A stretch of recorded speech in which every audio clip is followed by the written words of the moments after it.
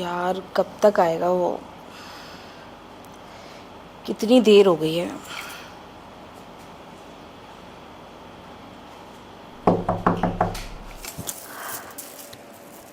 लगता है वो आ गया।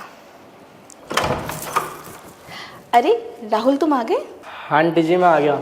अरे बाहर क्यों खड़े हो, अंदर आओ। हाँ चलो ना। क्या राहुल, मैं तुम्हारा कब से इंतजार कर रही थी, कहाँ रह गए थे तुम? अरे आंटी जी वो ना मैं जाम में फंस गया था। अच्छा वैसे बताओ ना, आपने मुझे किस लिए बुलाया और करण कहाँ है? अरे करण तो है ही नहीं ना, तभी तो तुम्हें बुलाया है। मुझे ना तुमसे बहुत ज़रूरी काम है।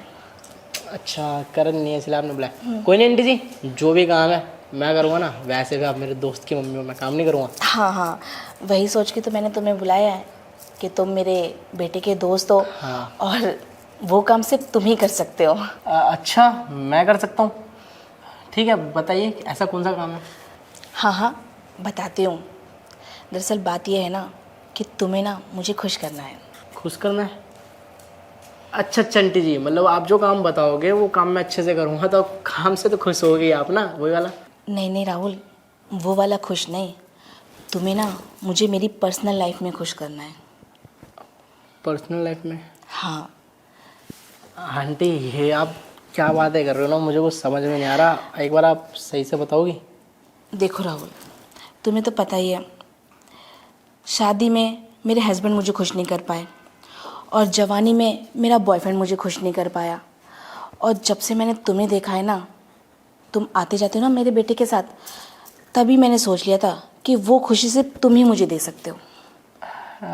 लेकिन आंटी आप जिस खुशी की बात कर रही हो, इतना भी नादान नहीं हूँ मैं समझ गया फ़िलहाल तो आपके हिंट से। लेकिन अगर आप ये सब चाहती हो तो आपको ये नहीं लगता कि ये रिश्ता क्या कहलाएगा, ऐसा कुछ टाइप? हमें इस रिश्ते को कोई नाम देने की ज़रूरत थोड़ी ना है, बस एक दूसरे की ज़रूरत पूरी कर लेंगे। अच्छा वैसे बात तो ठीक है आपकी, समझ गया मैं सारी चीज़ें। लेकिन आंटी फिर भी सोचना तो पड़ेगा ना, क्योंकि एक तरह से देखो ना, मैं आपके बेटे का दोस्त हूँ, और कल को अगर आपके बेटे को यानी मेरे दोस्त को पता चलता है तो फिर उसके साथ तो दोस्ती भी ख़त्म, और मेरे ख्याल से जो हमारे बीच में दिक्कतें हो जाएं वो अलग। अरे नहीं नहीं राहुल, उस चीज़ की फिक्र ना तुम मत करो। रही मेरे बेटे की बात, उसे बताएगा कौन? ना तुम ना मैं। और हमारा रिश्ता ना ऐसे ही आगे तक चलता रहेगा, क्योंकि हम दोनों को एक दूसरे की ज़रूरत है। और इतनी तो समझदार मैं भी हूँ कि अगर जो चीज़ मैं तुमसे चाह रही हूँ तुम्हारा भी मन है, तभी तो तुम इतनी देर तक बैठे हो। वैसे आंटी जी आप ना बड़ी नोटी हो, क्योंकि बात तो सही है, हमने सही बोला कि मन है, लेकिन क्या करूँ, घर के संस्कार मार देते हैं मुझे। तो मैं ये सोच रहा हूँ कि चलो आपने अपने बेटे की तरफ से तो क्लियर कर दिया, लेकिन जो अंकल है यानी आपके हस्बैंड, उनसे आपका क्या मैटर है? मतलब जैसे शादी के बाद वो आपको मतलब बिल्कुल सेटिस्फैक्शन नहीं दे पाए? रही राहुल मेरे पतिदेव की बात, तो उनकी बस की नहीं है कि मेरी आत्मा को तृप्त कर पाएँ। इसी वजह से तो मैंने सोचा कि जो खुशी वो उन्हें ही दे पा रहे वो मैं तुमसे ले लूँ। और इसमें हर्जी क्या है, वो भी तो कहीं ना कहीं जाते ही होंगे, तभी तो मुझे हाथ नहीं लगाते हैं। अच्छा आंटी ऐसी बात है तो आंटी वैसे बुरा मत मानना, देखो जो करण है वो आप ही की औलाद है ना, कि कहीं? नहीं नहीं राहुल, बेटा तो हमारा ही है। वो कहावत तो तुमने सुनी होगी ना, कभी कभी चोखा लग ही जाता है। वही हाल है तुम्हारे अंकल जी का। अच्छा अच्छा अच्छा, लेकिन मुझे ऐसा लगता है छक्का लग गया आंटी जी, तभी थोड़ा मैटर क्लोज हो गया। सही कहा आपने। वह आंटी देखो, अब आपने अपनी तरफ से तो सारी बातें क्लियर कर दी, अब बची मेरी तरफ से बातें। तो ये बताओ, कल की डेट में अगर हम मतलब हमारा रिलेशन चलता है तो सच्ची में कोई दिक्कत नहीं आएगी? क्योंकि मैं नहीं चाहता कि मेरे घर पे पता लगे कि मैंने अपने दोस्त की मम्मी के साथ ब्ला ब्ला ब्ला। अरे अरे, फिक्र मत करो, ऐसी बातें दीवारों को भी नहीं पता चलेंगी।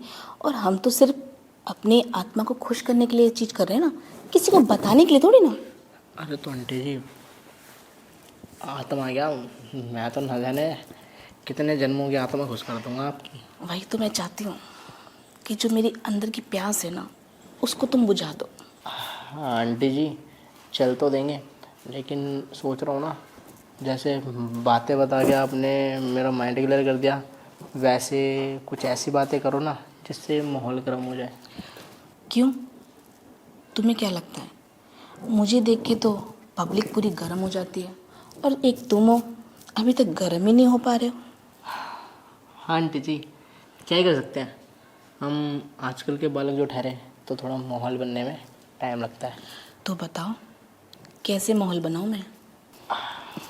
आंटी जी, दरअसल जब मैं छोटा था ना, तो उस टाइम में मैं बहुत रोता था, ठीक है, और मेरा माहौल बनाने के लिए ना क्या करते थे कि मुझे ना आम चुसाते थे। ओहो सॉरी, पर मेरे पास आम तो नहीं है। उससे भी बेटर चीज़ है संतरे, वो भी बड़े साइज़ में। अगर उससे काम चल जाए तो बोलो। अरे आंटी, क्या दिक्कत है, संतरों से भी चल जाएगा मेरा काम, क्योंकि चाहे रस आम से निकालूं चाहे उसमें, मेरा कुछ भी नहीं है। और देखो ना, उसमें गुठलियाँ निकलती हैं, इसमें बीज निकलेंगे। हाँ, वो बात तो तुम्हारी सही है। तो क्यों ना इन संतरों का रस पी लिया जाए? पी लिया जाएंगे आंटी जी, पिला दिया जाए, क्योंकि मैं नहीं चाहता ना कि अपने ही संतरे आप खुद भी पियो, क्योंकि वो चीज़ जब हमारी है प्रॉपर्टी है तो फिर हम ही पियेंगे। क्यों नहीं, आप पीना, मैं पिलाऊंगी। ओए होए, तो आंटी, वैसे हम ना आंटी बोलते हो ना, अजीब लग रहा है, आप बताओ आपको, वैसे आपका नाम? मेरा नाम वैसे तो कुछ भी कह सकते हो प्यार से, पर काजल कह लो। काजल? तो फिर मैं अपनी आईलाइनर लगा दूँ आपकी आंखों में? मैं भी तो चाहती हूँ मेरा काजल तुम्हारी आंखों में और तुम्हारा लाइनर मेरी आंखों में। तो फिर चलो सुरमा सुरमा खेलते हैं अंदर। चलो। हाँ ना आंटी जी।